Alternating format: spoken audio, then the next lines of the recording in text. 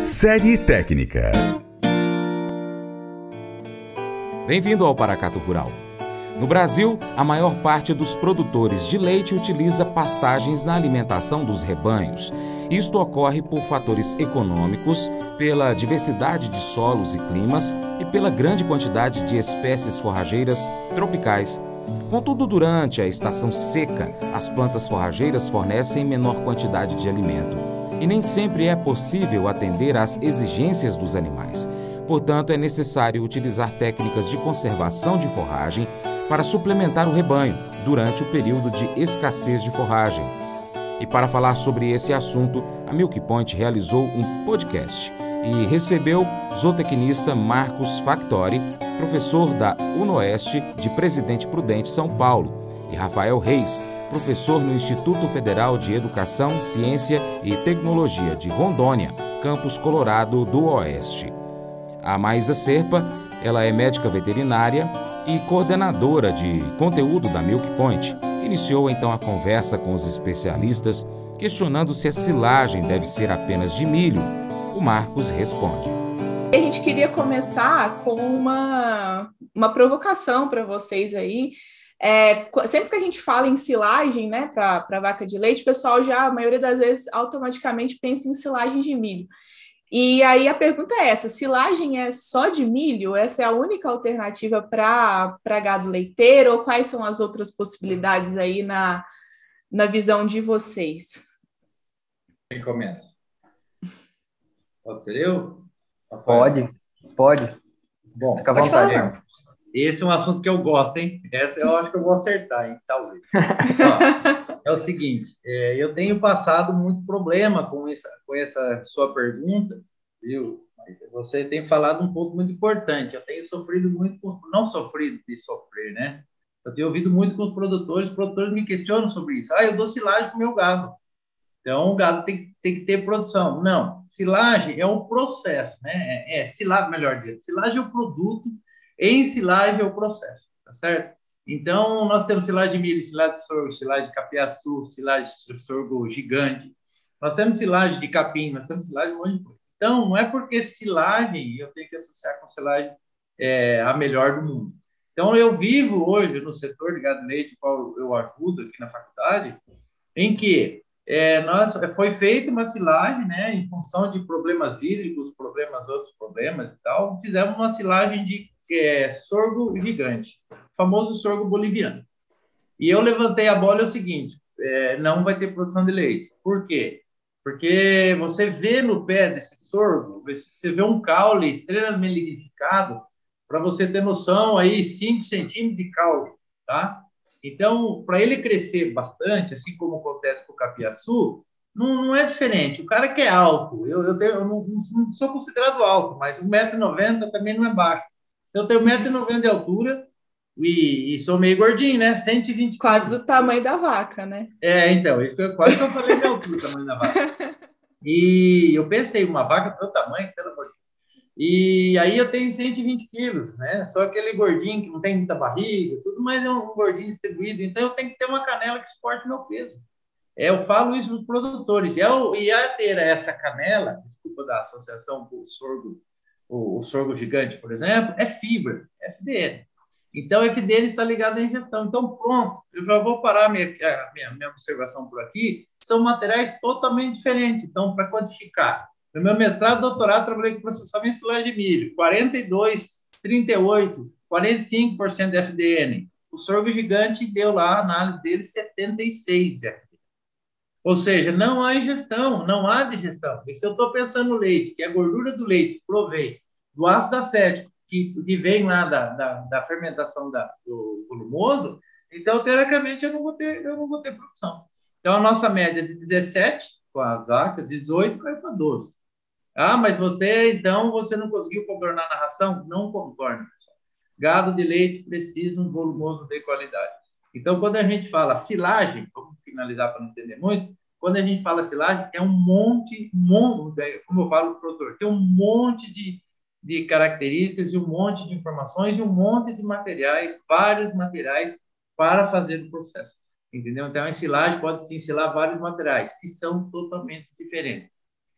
para encerrar esse ponto, nós somos todos homo sapiens, mas cada um tem as nossas particularidades. Então, com certeza absoluta, eu não posso considerar geral.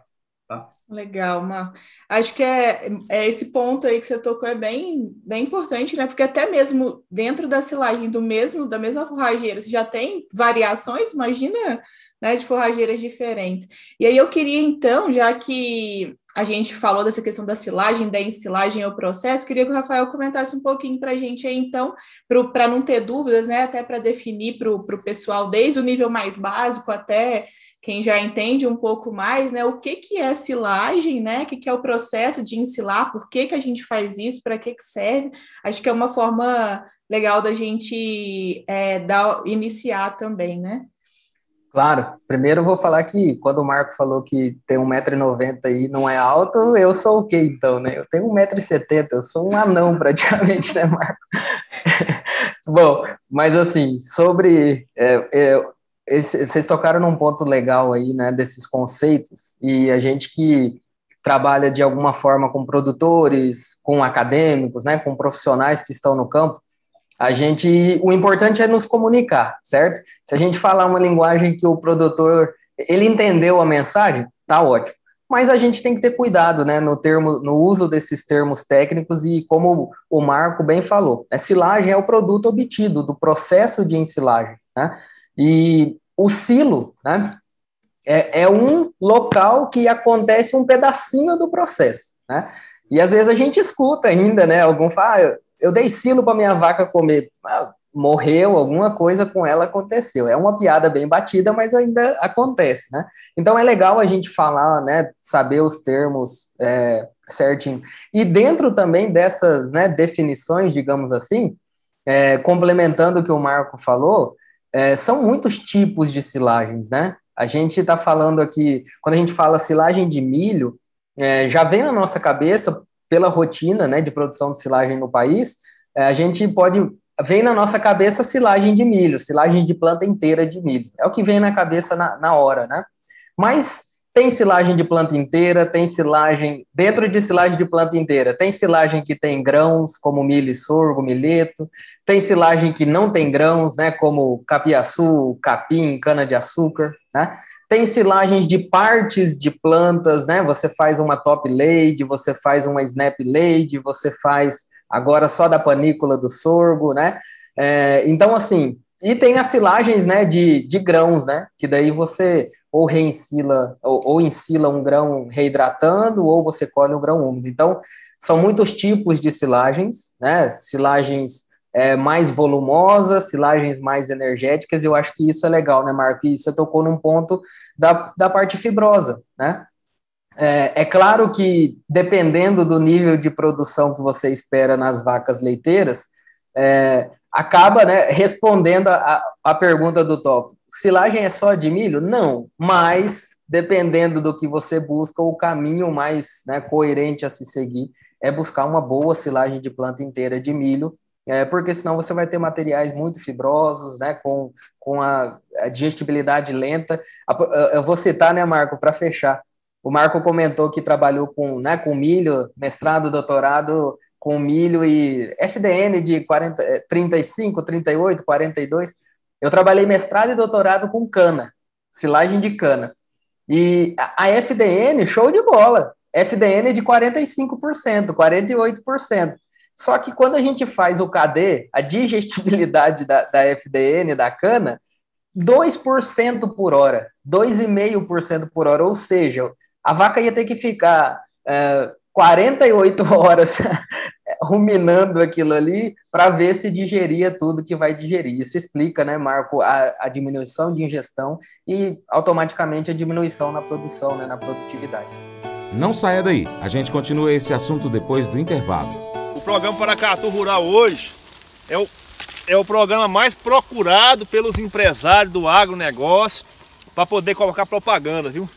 Então, se você é empresário rural, se você é dono de uma empresa rural, empresa que vende alguma coisa rural, defensivo, sei lá, ração, produtos da roça, pode colocar a sua propaganda no Paracatu Rural, que o seu programa vai ser a sua marca ela vai aparecer nos 4 cantos aqui do Noroeste Mineiro. Tem vezes que eu estou fazendo consultoria 300 km para Paracatu, o cara me pergunta lá, ô, você que é aquele locutor lá do programa? Eu falei, não sou locutor não, tenho, minha voz é horrível. Não, mas você não é aquele cara que faz os programas não. Eu sou o agrônomo parceiro do Paracatu Rural. Agora o locutor mesmo é o Franz, que tem a voz bonita, um caboclo bonito, estiloso. Ele é que é o locutor. Ah, mas você assiste o programa Paracatu Rural? Assisto. Aqui em casa, aqui, todo mundo assiste o programa Paracatu Rural. Assiste no YouTube. Assistir que fala é assistir mesmo, ver, porque tem o YouTube também, o programa no YouTube, Paracatu Rural. E ouve o programa na rádio. Então, pessoal que tem internet na roça, assiste o Paracatu Rural no YouTube. E aqueles que não tem internet, tem o rádio, ouve o programa Paracatu Rural, tá bom? Então você que é empresário rural aí, ó, põe sua propaganda aí que você não vai estar perdendo não, viu, pessoal? E ajuda aí o programa a crescer, porque aí o Francis me contrata para eu poder trocar esses estacas aqui que tá quebrando as pessoas, tá bom?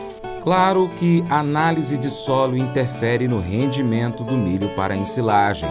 Parece óbvio, e é mesmo, mas muitos produtores ainda não praticam. Imagine você formular uma dieta para os animais sem conhecer a composição dos ingredientes e ainda sem saber ou prever a adequação à demanda nutricional dos animais. Conhecer a composição dos ingredientes da dieta e ter um diagnóstico destes componentes, entender então a demanda nutricional dos animais, é o próximo passo para elaborar um programa nutricional que atenderá às expectativas de rendimento. Então, quando nós falamos em análise de solo e rendimento das lavouras de milho para ensilagem, a lógica é a mesma. Tenha um diagnóstico adequado do solo, entenda as demandas nutricionais da planta e, a partir daí, execute as ações assertivas. O especialista Rafael Reis falou sobre o assunto durante a prosa do Milk Point. Acho que a gente pode, falar dentro desse tema, a gente pode abordar não apenas o preparo do solo em si, né, mas todo, vamos dizer assim, todo o planejamento, né, que envolve a escolha, né, a definição dos híbridos, do material, época de plantio, né, e uma série de coisas que está por trás do cultivo agrícola, da lavoura em si, né. Hoje em dia, né, com os altos valores de investimento de insumos, né, para a produção, o produtor de silagem de milho, no caso, ele tem 2 saídas para o processo ser atrativo para ele, né? Atrativo do ponto de vista econômico, tá, pessoal? Aumentar a produtividade do milho na área, né? E reduzir perdas durante o processo. É o que ele pode fazer. Ele tem que produzir o máximo possível dentro da área que ele tem, né? E diminuir as perdas para que aquele 1 hectare de lavoura de milho produza o máximo possível de silagem no coxo. Não é dentro do silo, é lá no coxo, depois que já passou pelo processo, né? Para diluir custo, né? Para diluir e fazer valer a pena o valor que está sendo investido. Então, tem muita coisa dentro dessa linha, né? E a gente sempre, o preparo do solo começa aí. Qual é o híbrido que você vai usar? Né? Qual é a época que você vai plantar? Quais são as características da sua área? O que você dispõe de infraestrutura? Você vai ter que arrendar? Você tem maquinário próprio? Enfim, né? A gente poderia passar aqui uma tarde falando só disso, mas de forma geral, eu acho que o preparo do solo começa aí. O que você espera daquela área? Né? É claro que a partir daí, coleta de solo, né? Fazer uma boa amostragem do solo, usar manuais, né, de recomendação ou informações técnicas, né, que estão à disposição por aí para fazer um bom programa nutricional, né? E a gente costuma dizer, eu não sei se o Marco concorda, né? Milho, gente, não tem como economizar em adubo, não tem como economizar em calcário. É uma cultura cara mesmo, é uma cultura de alto valor agregado. Então, não tem como economizar muito, você tem que ir na tampa, dentro da caixa de produção do híbrido que você escolheu e do momento que você está cultivando. Se você está num momento favorável, né, de condições climáticas, você tem menos riscos. Então você vai na tampa, né? Você vai no máximo do que dá dentro do que aquele híbrido pode render, né? Se você está num período mais arriscado, talvez você tire um pouco a mão, porque você pode, né? Vai se adequar àquele momento. Então, assim, amostragem de solo, uma boa recomendação, né? Um bom programa nutricional, eu acredito que seja o ponto inicial. E esse planejamento, ele começa bem antes, né? Na nossa região aqui, né? Vou dar o exemplo aqui da nossa região. Nós temos um regime de chuvas, né? Aqui em Rondônia, grande parte do centro-norte do país. Nós estamos no início das chuvas agora, né? Provavelmente nos próximos 15 dias já estabeleça, né? Eu não posso planejar a lavoura de milho agora. Eu tenho que estar planejando essa lavoura de milho lá no começo do ano, né? Então, antes de acabar as chuvas do ano passado, lá em março, abril, eu já tenho que ter coletado o solo, eu já tenho que ter mandado para o laboratório, para que nesse período de entre-safra eu faça aquisição de calcário, eu faça aquisição dos insumos, eu acerte maquinário, né? Para que agora, quando voltar a chover, eu possa, né, lidar com todas as práticas agronômicas de cultivo. Acho que esse planejamento também é importante, né? Acho que para início de discussão já tem bastante coisa aí, né, Marco? Com certeza, eu só vou querer, Maísa, Stefano, só Claro. aqui, eu só vou acrescentar, eu concordo plenamente com o Rafael, nós não combinamos não, tá? Ele está falando coisas que eu concordo e eu acredito que ele esteja falando coisas que ele concorda, porque eu acho que a gente pensa assim. Eu só bem rápido, eu trabalhei no mestrado, doutorado, como ele trabalhou com a cana lá, eu trabalhei com milho, textura dentada e dura. Então, textura dura ela é mais para grão, e textura dentada é para silagem. Aí veio lá o Marco Aurélio Fattori, que sou eu, lá em 2008 e 2011, se não me engano, fez 2 teses, uma dissertação e uma tese sobre processamento mecânico de silagem de milho. E nós descobrimos que quando você processa, você pode utilizar qualquer um dos grãos, mesmo em estágios mais avançados, perto do estágio de linha de leite, né? Perto do estágio de camada preta, da maturação fisiológica. Então, resumindo a situação para vocês, eu concordo extremamente com o Rafael, quando ele fala que a escolha do híbrido, por exemplo, é importante. E eu vou mais para trás um pouquinho. Se eu não adubar o milho, só para vocês entenderem, voltando à textura, se eu escolho uma textura errada e não processo, eu não tenho aproveitamento, digestibilidade, degradabilidade ruminal, tá? Se eu processo, tudo bem. Se eu corto mais cedo ou mais... Eu medi, para vocês terem uma ideia, consumo de combustível na colheita. Então, estados de colheita, eu determinei lá que o trator, incrivelmente, ele gasta menos para colher no estágio mais avançado. E aí, a textura dura, ele gasta menos. Então, resumindo, eu tenho alguns processos. E a adubação, que o Rafael falou para vocês terem uma ideia, sabe onde vai agir? Vai agir na quantidade de grãos na silagem de milho. Então, a quantidade de grãos na silagem de milho, se eu tenho uma silagem com pouco grão, eu tenho uma silagem mais parecida com a silagem de capim do que uma silagem de grãos de milho. Então, o produtor, eu estou fazendo silagem de milho, mas eu não adubo, eu não me preparo, eu não cuido, então não vai adiantar nada. Você vai fazer uma silagem de capim, você vai gastar tudo isso para produzir para o animal uma silagem ruim. E o contrário acontece. Quando você faz uma silagem de capim, aí a pessoa fala, não, eu vou colocar algumas coisas lá, vou colocar uma polpa cítrica para puxar o excesso de água, depois a gente fala sobre isso.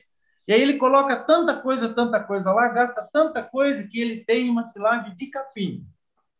O teor de FDN e FDA, principalmente, como o Rafael falou, eu pensei que ele ia falar do FDA, Rafael, eu fiz uns trabalhos lá que a cana demorou 96 horas para sair de dentro da vaca.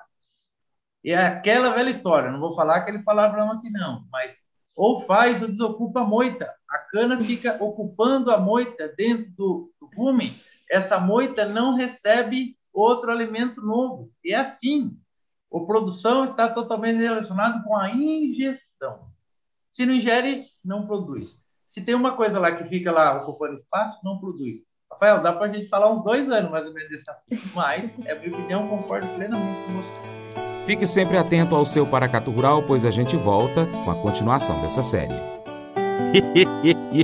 Mas eu vou dizer uma coisa pra você, viu? Se você quiser colocar propaganda sua aqui nesse programa, eu vou dizer um negócio, você vai ter um resultado bom demais, senhor. Isso mesmo, é facinho, senhor. Você pode entrar em contato com os meninos ligando o telefone deles, é o 38, é o 991810123, bem fácil. É muito bom porque aí a sua empresa vai sair dentro de um programa que é ligado aí ao homem pra mulher do campo. É nós que vai estar assistindo e também vai ver sua propaganda. É bom ou não é, só? Gostou do conteúdo? Então curta, comente, compartilhe, mande para os amigos, lista de transmissão, grupos de WhatsApp, grupos no Facebook, no seu Facebook, story do Instagram. É isso mesmo, manda para todo mundo, combinado? Seu Paracatu Rural vai ficando por aqui com abraços para você, ouvinte, telespectador e internauta. Nós estamos no YouTube, Facebook, Instagram, vários aplicativos de podcast como Spotify, Deezer, TuneIn, iTunes, Google Podcast, Castbox. Também estamos no Telegram. É só você pesquisar aí por Paracatu Rural. Deixamos abraços para você que nos acompanha pelo nosso site paracaturural.com. Lá você pode cadastrar seu e-mail para receber as notificações ou ainda pode colocar o nosso site como sua página inicial no seu navegador. Nós estamos de segunda a sábado às 7h45 da manhã e aos domingos às 6 horas da manhã na Rádio Boa Vista FM 96,5 MHz em Paracatu. Abraços para você que nos acompanha pela antena parabólica na TV Milagro, frequência 3.665 MHz. Obrigado também nosso parceiro Cicobi Credirais, seja você também parceiro do Paracatu Rural. Nossos colaboradores de conteúdo, Vlamir Brandalize, Joãozinho Grafista, Moacir Naves, Dr. Zopete, a equipe do aplicativo Grão Direto, do IMET, Marcelo Líderes do IBRAF, Lício Pena, da AMIPA e também o senhor Benedito Rosa.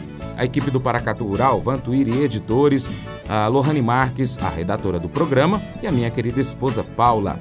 Beijo, Paula, te amo. Até o próximo encontro, hein? Deus te abençoe. Tchau, tchau.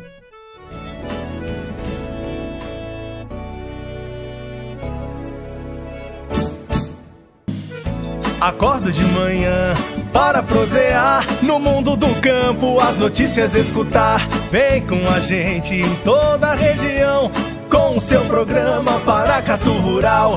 Tem notícias, informação e o mais importante, sua participação. Programa Paracatu Rural. Programa Paracatu Rural.